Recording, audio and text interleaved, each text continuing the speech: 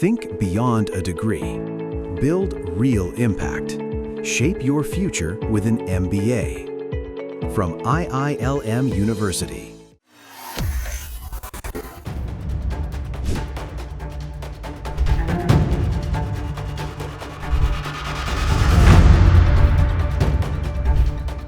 महाराष्ट्र के नगर निकाय चुनावों ने राज्य की राजनीति में एक नई लकीर खींच दी। बीएमसी समेत 29 नगर निगमों के नतीजों ने ये साफ कर दिया कि अब राजनीति सिर्फ बड़े नामों, भावनाओं और विरासत के भरोसे नहीं जीती जा सकती है।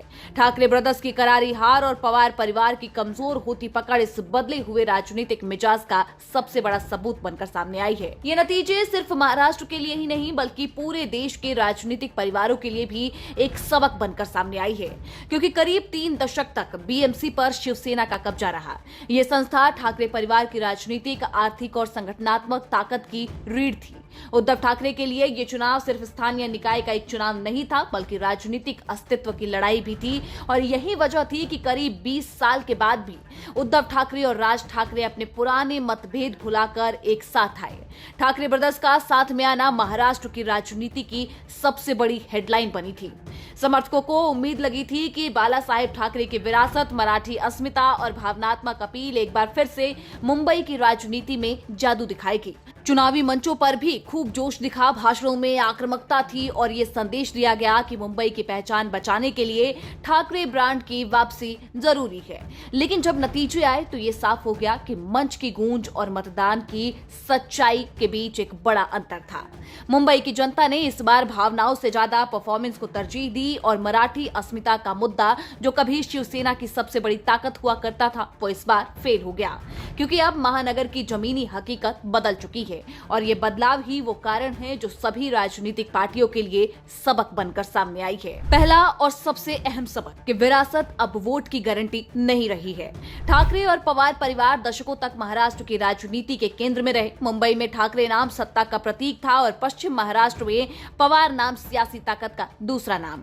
लेकिन इन चुनावों ने ये दिखा दिया कि जनता अब ये नहीं मानती कि राजनीति किसी की विरासत है।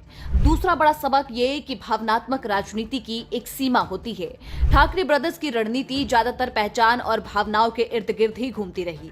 ठाकरे ब्रदर्स ने मराठी अस्मिता, मराठी पहचान और भावनाओं के सहारे माहौल बनाने की कोशिश की, पर संगठन और बूथ स्तर पर मैनेजमेंट में वे बीजेपी और शिंदे गुट से पीछे रह गए।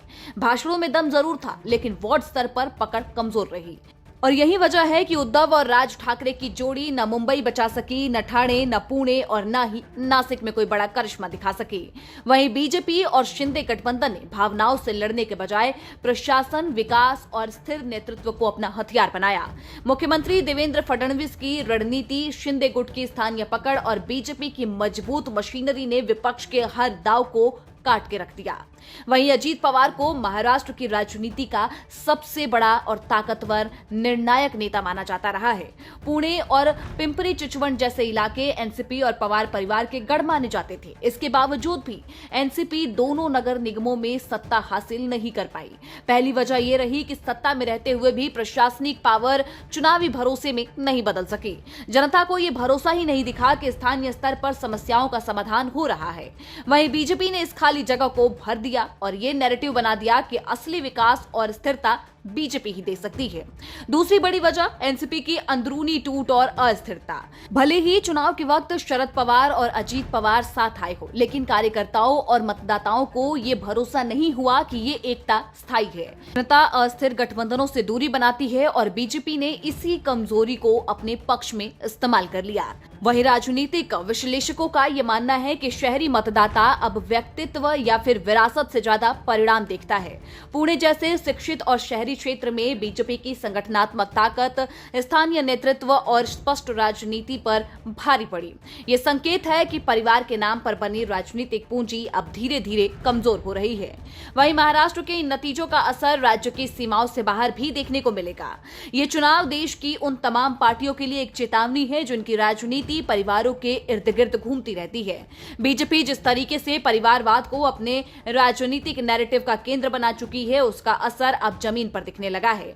इसी संदर्भ में पश्चिम बंगाल, उत्तर प्रदेश और अन्य राज्यों की राजनीति भी देखी जा रही है। बंगाल में ममता बनर्जी के राजनीतिक उत्तराधिकारी के रूप में उभरे अभिषेक बनर्जी हो या फिर उत्तर प्रदेश में समाजवादी पार्टी के अखिलेश यादव, इन सभी के लिए महाराष्ट्र का ये चुनाव एक सबक है। बीजेपी की रणनीति अब बिल्कुल साफ है। क्षेत्रीय दलों के मजबूत किलों को तोड़ना, परिवारवादी राजनीति को चुनौती देना और स्थानीय मुद्दों पर मजबूत संगठन को खड़ा करना। महाराष्ट्र में यह रणनीति सफल होती दिखी है। ठाकरे ब्रदर्स और पवार परिवार की हार इसी बदलती राजनीति का एक प्रतीक माना जा रहा है।